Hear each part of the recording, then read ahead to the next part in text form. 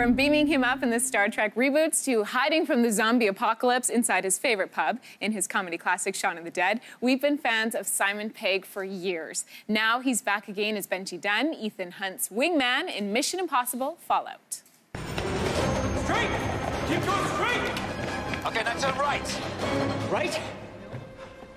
Now? Yes, right. Are you sure? Yes, I'm... No, it's left. Turn left. Sorry, I had the screen lock on.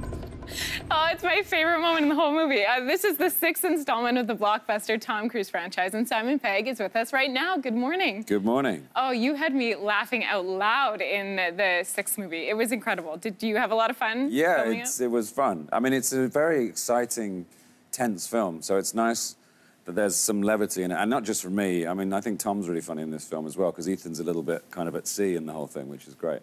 So, yeah, it was amazing. It was a year of shooting. Your character, Simon, has grown so much over the franchise, and fans have really resonated with you. Has that surprised you how much they've drawn you in? I think it comes down to the fact that Benji is kind of like the closest thing to a member of the audience. You know, he's probably the most relatable character in a world full of spies and almost superhumans, you know, using masks and doing all this incredible stuff, particularly someone like Tom, whose character is like the ultimate spy. Benji's like the audience's way in. So he's the guy that says, why are we doing this? And this is ridiculous, and, which is often what I say to Tom on set.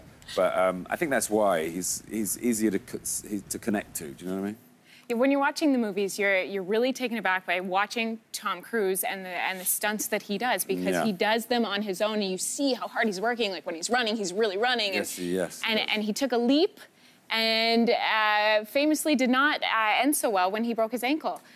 Yeah, that was well, it says a lot about this movie that you can get a text saying Tom's broken his ankle and be relieved. Right. Because I expect to get worse texts than that on a daily basis. And yeah, he was doing the stunt. The idea was that he lands on the side of the building and climbs up.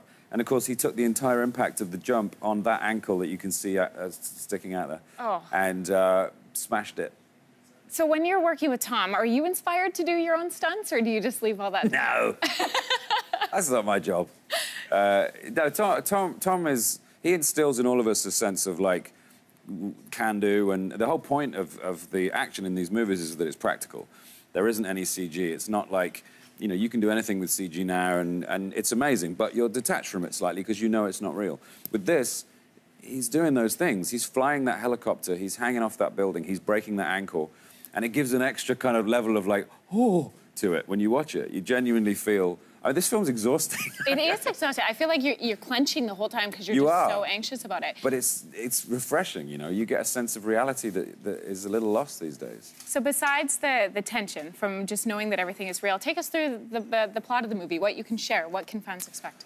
Well, this film is kind of... The great thing about the Mission Impossible movies is that you can pretty much pick any one and watch it as your first one, because they're all separate adventures. But this one is very much kind of Ethan looking back on his career in a sort of reflective way and wondering if it's all been worth it. You know, he's still out there, he's lost a lot, he's still saving the world, and he doesn't know if saving the world actually does any good in the end, you know. So there are these 3 plutonium cores which are out there in the wind, possibly could be made man-portable nuclear bombs out of them, and it's about trying to recover them and learning a little bit about himself and his team in the process.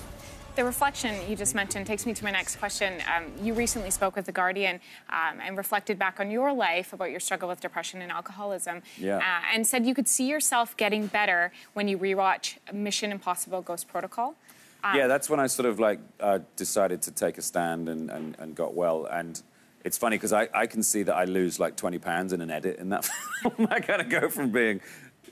one shape to another shape, and like this. But that's because the distance between the 2 shots was months and months. But yeah, that was just that film happened at a time when I was kind of turning life around, and I got fit and started to enjoy life again, and so yeah, that's a little document of coming back to the world for me. And fans really embraced you sharing your story, I think. I think it's important to. I'm a fairly private person, but at the same time, I think it's good to find community in that kind of situation and know that other people suffer from those things, and that it is indiscriminate in terms of who you are and what you might be perceived as.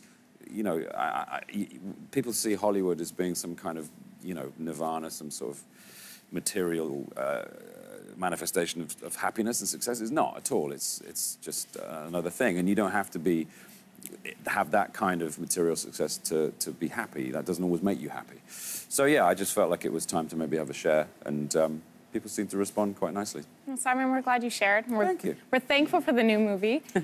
We appreciate your comedic relief in a very tense movie, so thank you. Yeah, it's needed. Yeah, it is very needed. It's a lot of fun, and you don't want to miss it. Simon, thank you for being here. My pleasure. Thank you very much. Okay, Mission Impossible Fallout hits theaters this weekend. You don't want to miss it.